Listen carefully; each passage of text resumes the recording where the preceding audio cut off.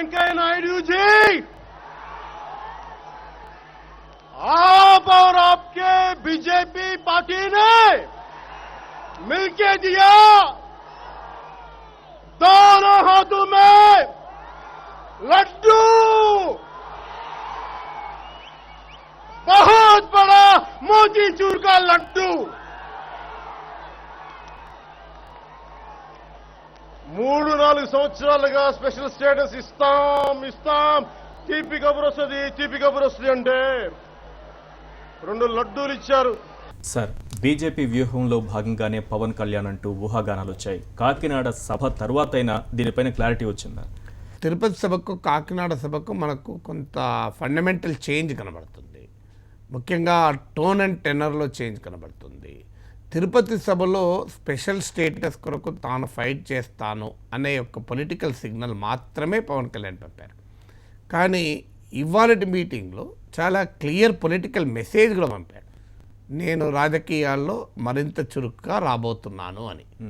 రాజకీయాల్లో మరింత చురుగ్గా రాబోయటానికి ఆయన ఎంచుకున్న మార్గం బీజేపీపై పోరాట మార్గమే కనబడుతుంది. ఎందుకంటే చాలామంది మీరు అన్నది నిజం, ఈయన బీజేపీ ట్రంప్ కార్డ్ అయి ఉండాలి. ఎందుకంటే బీజేపీ వ్యూహాత్మకంగా పవన్ కళ్యాణ్ రంగంలో దించి రేపు భవిష్యత్తులో తెలుగుదేశంతో కనుక తెగదెంపులు చేసుకోవాల్సి వస్తే పవన్ కళ్యాణ్ ముందు పెట్టి రాజకీయాలు నడుపుతున్నదేమో అనే అనుమానం వచ్చింది. చాలామంది బీజేపీ నాయకులతో కూడా మన విలేకరులు మాట్లాడినప్పుడు కూడా మావాడే పవన్ కళ్యాణ్ ఎక్కడ పోతాడు, ఎటు పోతాడు, మాతోనే ఉంటాడు అని కూడా వ్యాఖ్యానించారు. ఆఫ్ ద రికార్డు వ్యాఖ్యానించారు, ఆన్ రికార్డు కూడా వ్యాఖ్యానించారు. ఇప్పటికీ కూడా బీజేపీ నాయకులు పవన్ కళ్యాణ్ విమర్శించడానికి ఆచితూచి వ్యవహరించడం మనం చూస్తున్నాం.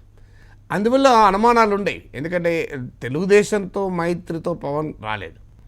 వాస్తవంగా పవన్ కళ్యాణ్ బీజేపీ ద్వారా తెలుగుదేశం దగ్గర అయ్యాడు, తెలుగుదేశం ద్వారా పోలేదు. అందువల్ల ఇవన్నీ విశ్లేషించుకున్నప్పుడు ఆంధ్రప్రదేశ్లో తమ రాజకీయ ఉనికిని పెంచుకోవటానికి బీజేపీ ఆడుతున్న రాజకీయ నాటకంలో పవన్ కళ్యాణ్ పాత్రధార సూత్రధార అనే సందేహాలు వచ్చాయి. కానీ ఇవాళ చాలా స్పష్టంగా అన్ని రాజకీయ పార్టీల కన్నా బీజేపీ పైనే ఎక్కువ విమర్శించారు.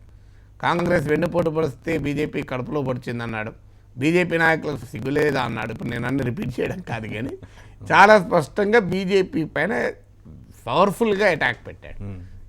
చెప్తూ నన్ను అందరు ఈ పార్టీ ఆ బీజేపీ మనిషి అనుకుంటున్నారు, నేను ఎవరి మనిషి కాదని కూడా చెప్పాడు. అందువల్ల డెఫినెట్గా ఒక పొలిటికల్ మెసేజ్ అయితే స్పష్టంగా పంపాడు, బీజేపీతోనే నా ఫైట్ అని. భవిష్యత్తులో రాజకీయాలు ఎలా ఉంటాయనేది ఇప్పుడే ఊహాగానాలు చేయలేము.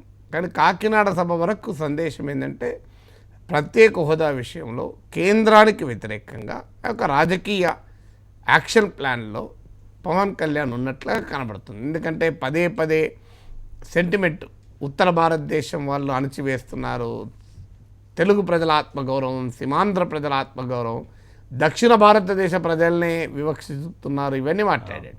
అందువల్ల క్లియర్గా బీజేపీ యాంటీ బీజేపీ ప్లాట్ఫామ్ వైపుగానే పవన్ ఉండవచ్చేమో అని ఇవాళటి సభ ద్వారా అందుతున్న సంకేతం.